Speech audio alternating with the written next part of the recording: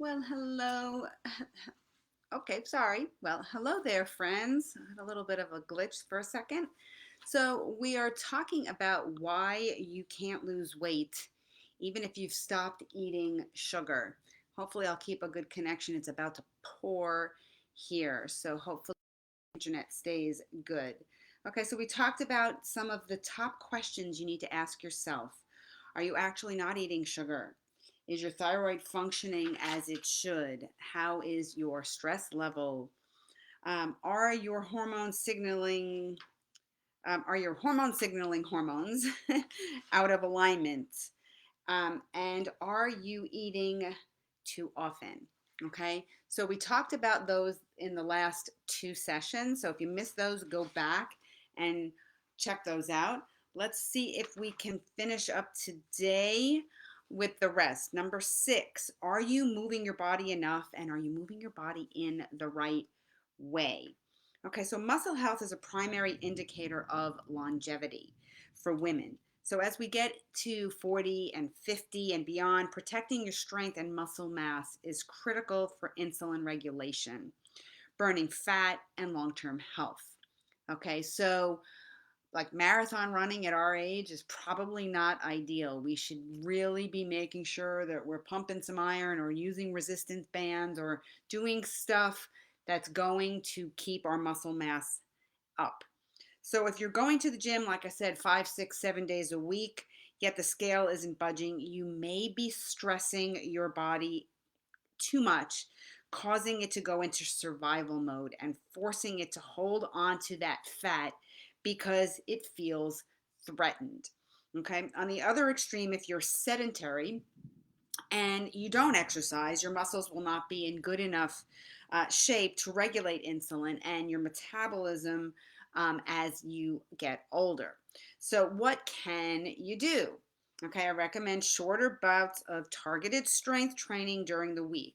Okay, so again, this doesn't mean you have to be at the gym for hours and hours lifting weights, but even 20 minutes is enough to raise your metabolic rate for even 2 hours following your workout, which is really great. Okay, so you can work out in 20-minute intervals daily, or like I said, several times a day as needed. So you can throw in a 15, 20 minute exercise in the morning, then maybe again when you come home from work. It doesn't have to be that, hour and a half, 2 hour cram. Okay. An expert tip, if you do this in the morning when your cortisol is naturally at its highest, you will also boost your metabolism, burn extra calories, and get more energy for your entire day. So that is key. Beyond this, just increasing the amount of movement you do will have a great impact on your overall metabolism. So take the stairs, park at the end of the parking lot. Better for your car too, because you're less likely to have, get dings in it because of cramming it into a tiny little spot. Um, Pace while you're on the phone. That is a huge one for me. I put my phone on speaker and I just walk, walk, walk, walk while I'm on the phone. I put in thousands of steps, especially when I'm on the phone with an insurance company or something that's going to take a while. So, just some key tips right there. Number seven question you should be asking yourself: how are you sleeping? Okay, I know this isn't a fun question to ask. Reliving those restless nights where you wonder if your brain will ever shut off, or you wake up multiple times a night and find yourself more tired in the morning than when you went to sleep. Yes, we've all been there. Sleep is so important, especially when it comes to your weight. That is when the magic happens. Your cells do all the dirty work of clearing out the junk from the day that slows down metabolic processes in your cells. Okay, it's when your brain processes the stress and trauma of your day-to-day life, and lack of sleep disrupts. Sorry, the leptin and ghrelin we talked about last week. Stress management is so important here when it comes to sleep, but all the good sleep tips too: meditation, turn off blue light devices, like an hour or two before sleep, avoid sugar and caffeine and alcohol, especially, hours before you're going to go to sleep.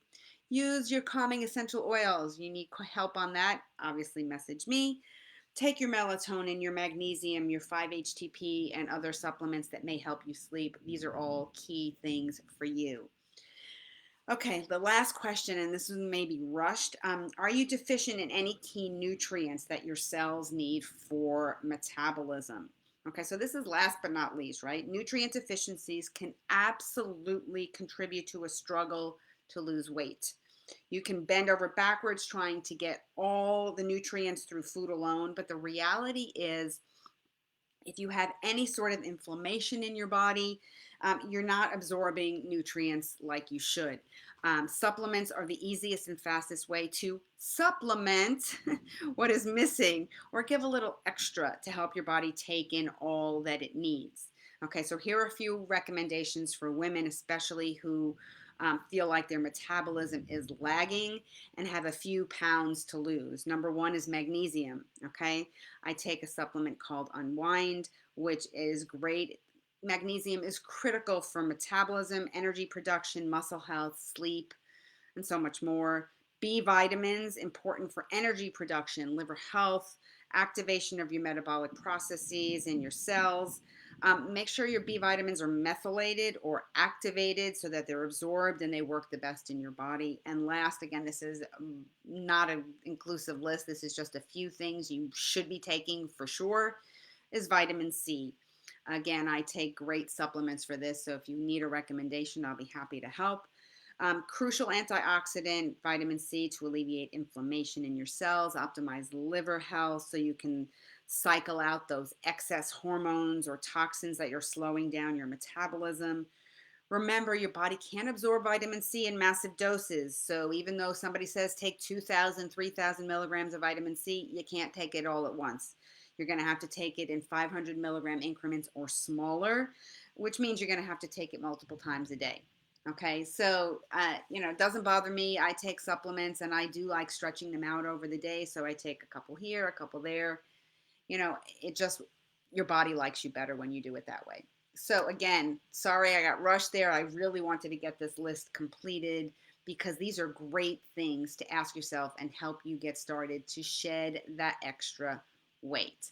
So on that note, hope you guys are having an awesome day. And I will not be here Thursday for a live, so I will see you next Tuesday for another Live in 5.